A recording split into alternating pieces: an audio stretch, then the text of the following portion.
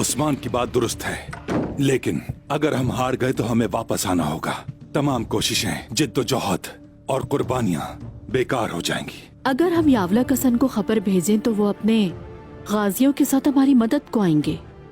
दुंदार साहब हमारे सिपाही जख्मी हैं।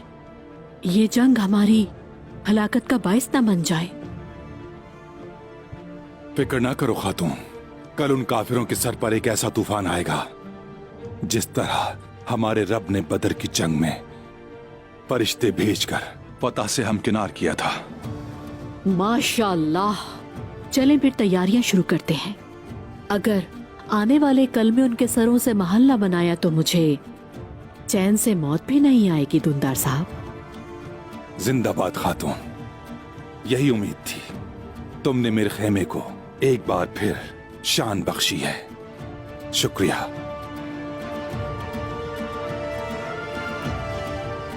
कल देखते हैं कि क्या होता है।